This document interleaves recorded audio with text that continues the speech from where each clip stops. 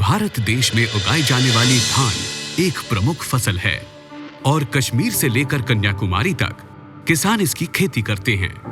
कहीं रोपाई विधि से तो कहीं सीधी बिजाई तकनीक से, पर किसी भी तरह की कोई खेती तकनीक से सबसे बड़ी समस्या है खरपतवारों की। ये खरपतवार कई रंग और रूप में आते हैं। कभी घास जाति जैसे लाल सांवा, सफेद सांवा इत्यादि, तो कभी चौड़ी पत्ती जैसे वन भाजी, पान पत्ती, मिर्च बूटी इत्यादि, या फिर मोथा प्रजाति वाले जैसे चूका इत्यादि। ये सब मिलकर पोषक तत्व चुरा लेते हैं और धान के पौधे की बढ़वार को रोक देते हैं। और तो और ये खरपतवार कई फफूंद जनित रोग और कीट पतंगों को बढ़ावा भी देते हैं। अगर सही समय पर इन खरपतवारों का नियंत्रण न किया जाए तो ये उपज को लगभग 50% तक कम कर सकते हैं। इसलिए इनका शुरुआती अवस्था में ही नियंत्रण करना बहुत जरूरी है।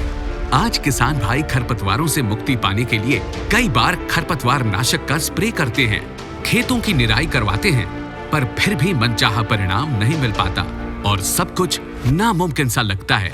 काश कोई ऐसी चाबी मिल जाए जिससे खुशहाली का नया रास्ता खुले, जो इन सभी तरह के जिद्दी खरपतवारों को उगने ही न दे और लंबे समय तक इनसे छुटकारा भी दिलाए। पर क्या ये मुमकिन है? जी हाँ, अब ये मुमकिन है। देश की अग्रणी कंपनी टाटा रैलिस लेकर आए हैं ऐसी फॉर्मुलेशन तकनीक से बना एक नया खरपतवार नाशक पेपे। अब नामुमकिन कुछ भी नहीं। पेपे एक नए जमाने का अत्याधुनिक खरपतवार नाशक है जो पहले दिन से ही धान में उगने वाले खरपतवारों पर प्रभावी नियंत्रण देता है। टाटा रैलिस का पेपे अपने दोहरे कार्य प्रणाली से खरपतवारों को लंबे समय तक खेत में उगने नहीं देता और जो उग गए हों उनको वहीं शुरुआत में ही खत्म कर देता है। पेपे का इस्तेमाल ऐसी फॉर्मुलेशन तकनीक से बने होने के कारण पेपे का इस्तेमाल बिल्कुल आसान है और इसमें कोई अन्य खरपतवार नाशक मिलाने की आवश्यकता नहीं पड़ती। बस केवल 1 लीटर प्रति एकड़ की मात्रा और सही तरह से खरपतवारों पर प्रभावी नियंत्रण। पेपे का घोल बनाने के वक्त सबसे पहले स्प्रे टंकी को पानी से आधा भर लें, फिर 100 मिलीलीटर पेपे नापकर टंकी में डालें और फिर पानी से टंकी पूरी तरह से भर लें। फ्लैट फैन या फ्लड जेट नोजल से छिड़काव सुनिश्चित करें। 1 एकड़ खेत में ऐसे 10 टंकी का इस्तेमाल करें। ये ध्यान रखने वाली बात है कि पेपे का इस्तेमाल धान की बिजाई पद्धति और बताए गए विधि के हिसाब से ही करें। आइए इसको समझते हैं।